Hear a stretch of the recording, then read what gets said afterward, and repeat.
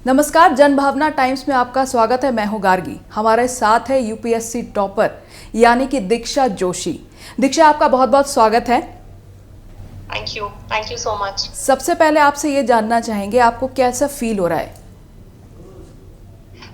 काफी ज्यादा खुशी है बिकॉज 3 साल का एफर्ट था इस एग्जाम के पीछे और फाइनली एक बहुत अच्छा और पॉजिटिव रिजल्ट आया है, तो बहुत ज्यादा खुशी है इस बात की। तो आप कैसे शेड्यूल करती थी अपनी पढ़ाई को? कैसे, जैसे कि जी एक एक साथ आप पढ़ती थी या एक टाइम था कि रात में या दिन में ही पढ़ना है या पूरे दिन पढ़ना है मुझे? जी मैम, इसमें प्रेपरेशन में क्योंकि साल भर का एक प्रेपरेशन रहता है, तो 7 to 8 आवर्स का स्टडी टाइम मेरा रहता था।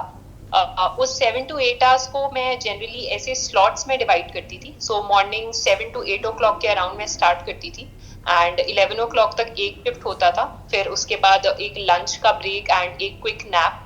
फिर एक दिन का स्लॉट रहता था जिसमें मैं पढ़ती थी एंड देन इवनिंग टाइम में यूजुअली या तो इवनिंग वॉक्स करने में या फिर फ्रेंड्स या फैमिली से बात करने में स्पेंड करती थी और एक आफ्टर डिनर 2 से 3 घंटे का एक स्लॉट रखी थी। सो दैट इज हाउ मैं अपना डे प्लान करती थी। ओके। लेकिन ये जानना चाहूँगी कि कंटिन्यूसली आप पढ़ते थे या अपना टेंशन दूर करने के लिए कभी कभार वेब सीरीज देख ली या कुछ ऐसा कुछ करते थे आप? मैम, वेब सीरीज तो इतना नहीं फॉलो किया बिकॉज वो मुझे थोड़ा एडिक्टिव लगता है कि अगर आपने एक एपिसोड देख लिया है तो आपको नेक्स्ट भी फॉलो करने का मन करता है। बट डेफिनेटली स्ट्रेस रिलीव करने के लिए कुछ चीज़ें जो मैं करती थी, तो उसमें से novel reading was one of them. तो कुछ नॉवेल्स मैं पढ़ लेती थी या फिर फ्रेंड्स से बात कर लिया, इवनिंग वॉक्स विद म्यूजिक। तो उस तरीके से मैं अपने आप को थोड़ा सा पढ़ाई से डिविएट करने की कोशिश करती थी।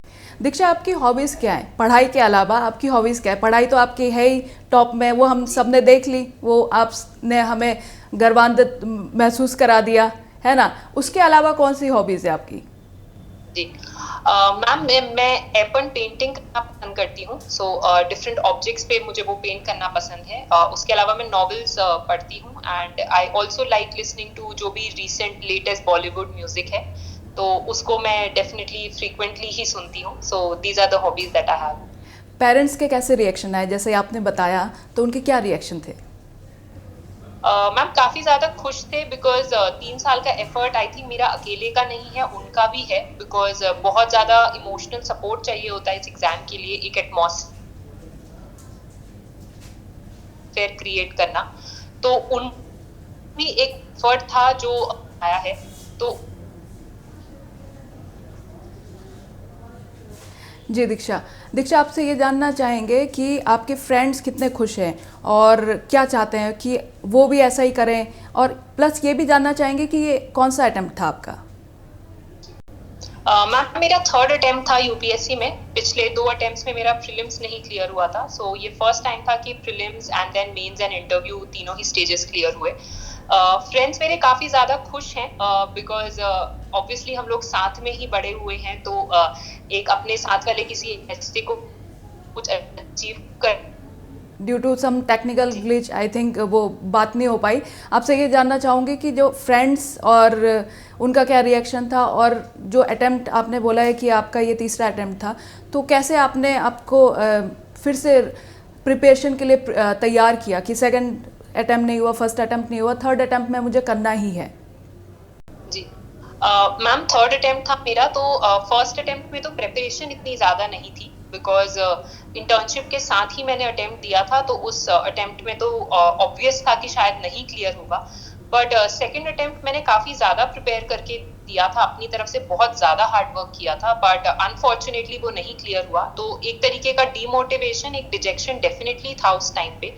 बट मेरे पेरेंट्स ने, मेरे भाई ने काफ़ी ज़्यादा सपोर्ट किया। मेरे मेंटर हैं अनुपम सर, तो उन्होंने भी काफ़ी ज़्यादा मोटिवेट किया उस टाइम पे कि मुझ में कैलिबर है और अगर मैं एक और बार सेल्फ करेक्शन करूं और एक इंट्रोस्पेक्शन से अपनी गलतियों को सही करूं तो डेफिनेटली मेरा सिलेक्शन हो सकता है। एंड जब मुझे लगा कि ऐसे लोग हैं जो मुझ पर विश्वास करते हैं, तो उससे मुझ में भी एक positive energy I and I tried कि एक और अटेम्प्ट हम देने की कोशिश करते हैं एंड उसका एक अच्छा रिजल्ट फाइनली मिला है। You did it. यस। अच्छा, आपसे बस आखिरी सवाल ये पूछना चाहेंगे कि आप उन लोगों को कैसे प्रोत्साहित करेंगे कि कई लोग आपको देख रहे हैं, क्योंकि बहुत सारे इंटरव्यूज़ चल रहे हैं, आपने जैसे अपने जो है अपनी हिम्मत नहीं हारी, उसी तरह वो भी अपनी हिम्मत ना हारे और वो ट्राई करते रहें। मैम ऐसे कोई भी इंसान जो फेलियर को अभी फेस कर रहा है, उसके लिए मेरा एक ही मैसेज होगा that I have said in a lot of places that delay does not mean denial. अगर आपको आज नहीं भी मिला है अपने हार्डवर्क का रिजल्ट, तो इसका मतलब ये नहीं है कि कभी नहीं मिलेगा। अपने आप पे एक विश्वास, कॉन्फिडेंस रखें कि अगर आप मेहनत कर रहे हैं तो एक ना एक दिन आप डेफिनेटली सक्सेसफुल होंगे। कभी कभी सिचुएशंस थोड़ी टेस्टिंग होती हैं, तो उसमें अपने आप को पॉजिटिव लोगों से सराउंड करके रखें और एक पॉजिटिव एनर्जी खुद में भी इनकलकेट करें, और डेफिनेटली वो लोग अपना एम अचीव कर सकते हैं। थैंक यू सो मच दीक्षा, एक बार फिर से हम सबकी तरफ से बहुत बहुत मुबारकबाद, और जनभावना टाइम्स से आप बात करने के लिए आपका बहुत बहुत शुक्रिया।